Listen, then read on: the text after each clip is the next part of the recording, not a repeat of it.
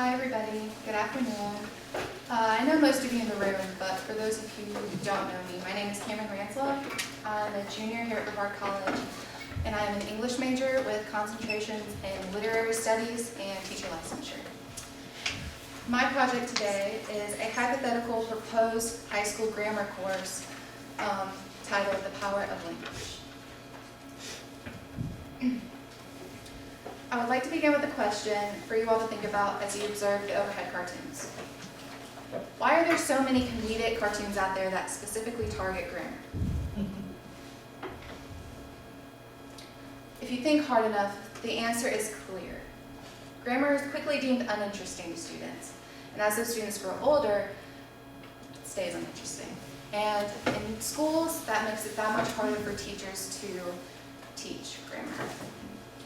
In the conceptual stages of my project, I wanted to challenge myself while combining the elements of my major, English, with my passion for education. In retrospect, it's almost ironic that I was so determined to create a grammar course because throughout my primary education experience, I did not take my schooling seriously. In fact, I don't explicitly remember learning grammar until I was in high school. And one particular high school experience really helped to inspire this project. Allow me to introduce you all to Mrs. Atkins. Mrs. Atkins was one of my high school English teachers. And I distinctly remember in one of my first English classes, Mrs. Atkins was teaching a lesson on writing papers. Students were confused on simple grammatical terms such as punctuation. This caused Mrs. Atkins to stop what she was doing and just throw together a lesson on grammar. My project represents a course that I would have benefited from as well as my peers in terms of an overall knowledge of grammar and an appreciation of language. My project is set up like so. Initially, I wanted my project to be housed in Sakai as the Learning Management System, or LMS.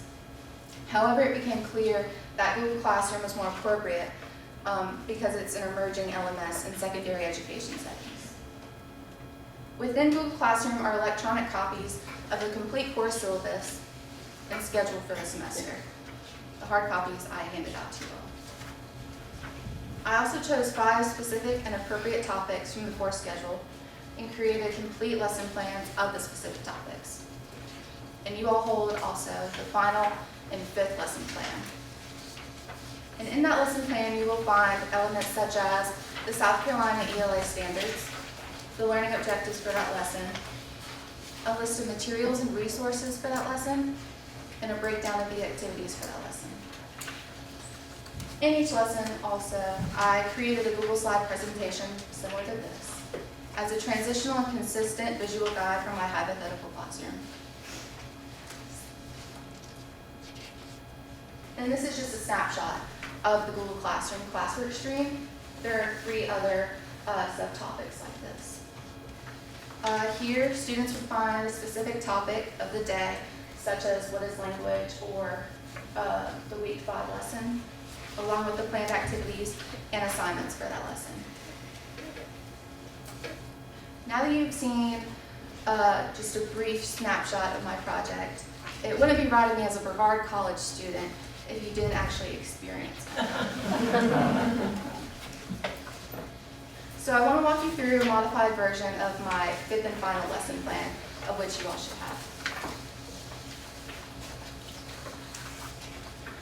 So with the person sitting beside you, please do the following. Recreate a conversation you've recently had, either verbal or via text message or social media, and use the exact same word and terminology that you used in that conversation, whether or not you think your partner or I or the people around you think it's appropriate. And I'll give you 2 to 3 minutes to complete this.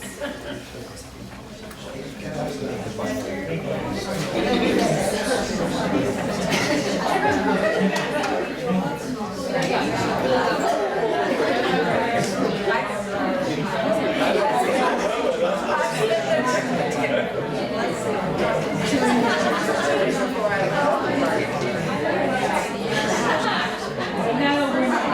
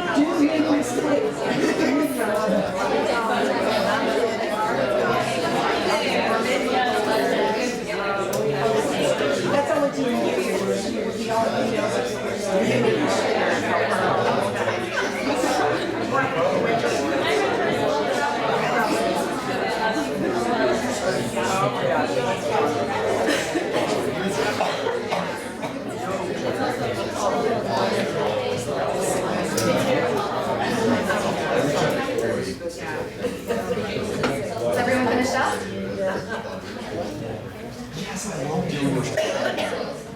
Can I have a volunteer or a couple of volunteers to share what they had to say with their partner?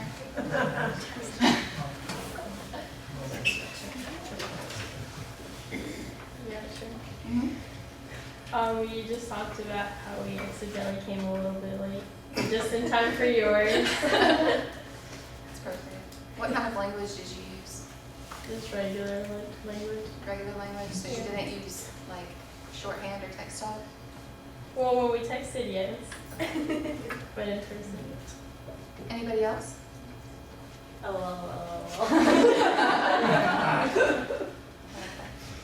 I'll say something for Tina because she's not here. So we had one back and forth, and we kept correcting each other's grammar. And then no, I meant 2-0, not 2-0. This is not our medium. So this is kind of fun. That's awesome. All right, the next thing I'm going to present is a smaller activity of what was actually in the lesson plan. So I looked online to the Oxford English Dictionary and I looked up different terms that were recently added either earlier this year and last year in 2018. If anyone wants to just call out what they think is in the OED from the terms listed up here. That's the Oxford English Dictionary. Mm-hmm. Yeah. That is all of them. But for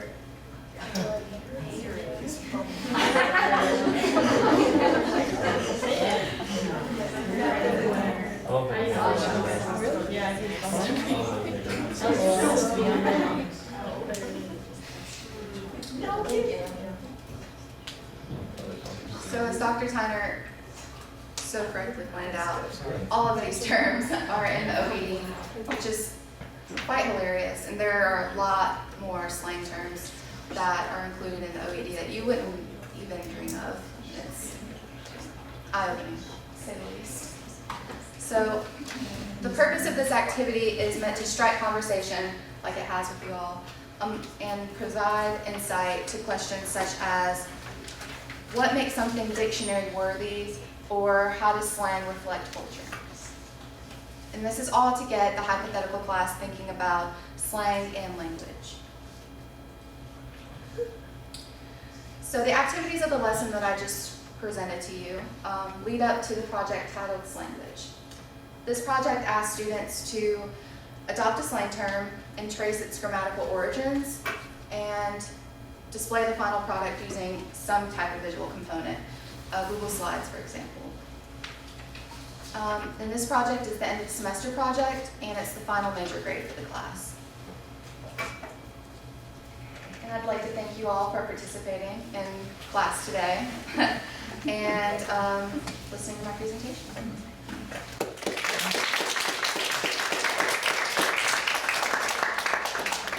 Are there any questions?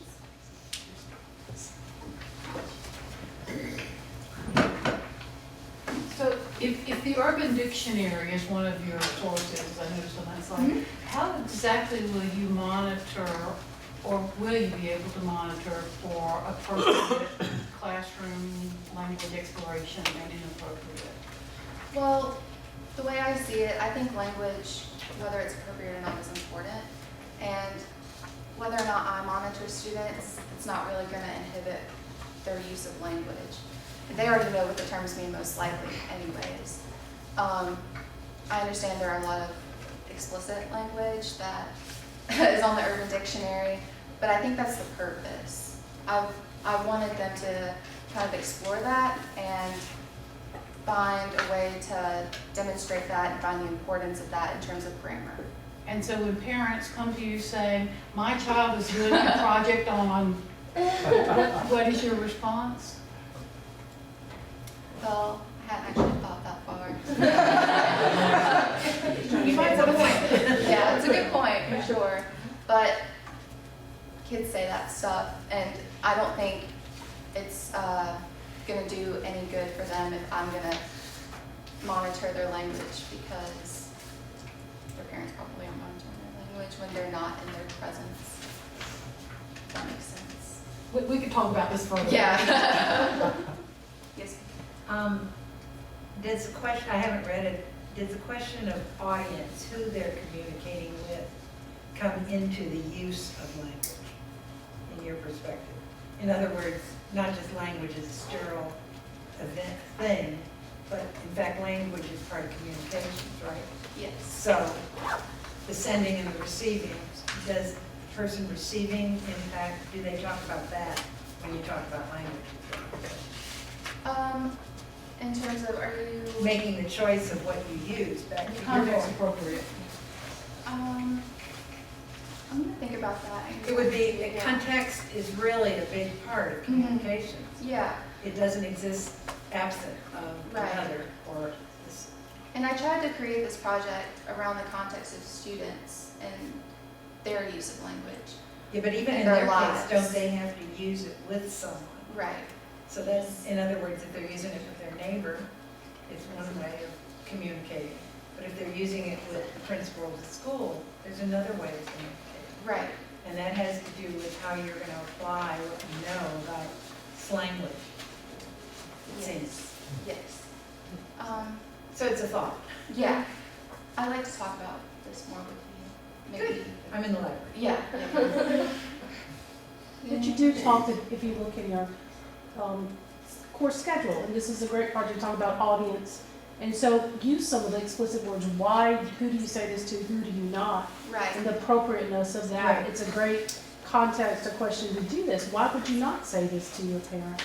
Yeah. Why would you not use this word? When would you be cool to use it? So Mhm. you talk about audience and who's the receiver in that rhetorical Yeah. triangle. Yeah. And I think that also has to do with,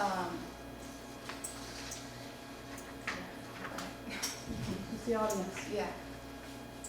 So mine's not really like a question, it's more of like a comment. Mhm. But I think like your project was really good, just because like it relates more to like young people, like younger generations, just because like when we go to school, that's probably the lack that we don't pay attention to because we're like, this is boring. But doing a project like that, we actually focus more on it. And then if we actually look into where the words come from, it might actually make us think why we actually want to say them. So I really like that project a lot. think And that I was tried really to, good. yeah, thank you. And I tried to connect that to the culture of the kids. So yeah, I'm sorry if that didn't come across as explicitly said. Grammar is more of a technical and application issue than semantics, which is the language and the idioms and things. Does your paper go into the area of how modern use of language, say social media and things, is affecting what we might call traditional grammar use or grammar application? Yes, so in my course schedule, I actually outlined some hypothetical things that I would talk about each week. And I didn't create one of my 5 lesson plans around that topic, but it's actually in here. I do, I guess, plan to talk about social media. It's just not one of my drawn out lesson plans, if that makes sense. Rules of grammar are not set, we think they are, but they're actually fluid. And certain things culturally are always influencing. And what we have now in the last, 10, 20 years, and certainly in the future, is that major influence on the technical aspects of grammar, language. I know this was brought up when you presented in the fall. I believe this question was brought up about how grammar is inherently tied to, oftentimes to colonialism and other enterprises like that as a system of control over language. In your particular lesson plan or in discussions with students, do you think that's kind of a worthwhile thing to talk about, is the history of grammar and how certain grammars are deemed unacceptable and others acceptable for different purposes, not just thinking about context like the way we talk to certain people versus our friends versus our bosses or whoever, but also how grammar has been instituted in that way over time. Yes, so kind of similar to Dr. Shamley's. It's not one of the drawn out lesson plans that I've created, but it's definitely a topic of conversation that would come up in teaching the class, probably in the first week in discussing what is language in general. But it's Think about hybrid like Spanglish, right? Right. Spanglish, And dialect also is later in the semester. But history for sure, that would probably come up within the first week. Can you explain what combat reading is? That term caught my eye, and it's not a technique I'm familiar with, but it sounds cool. Okay, so say I read the first sentence of the course description in the syllabus. So, in this introduction to grammar and literacy course, we will learn and appreciate the fundamentals of language through the study of grammar. Then I would choose Abby to pick and read the next sentence. I didn't have it. You don't have to I'm actually sorry, read it. Cameron. But then once Abby finished reading the next sentence or the next paragraph, she would pick Oh, someone somebody else. Cool, love it. Thank you. Stealing it. Yeah, it's like popcorn. It's kind of like popcorn. Any other questions for Karen? Yeah, it's more violent.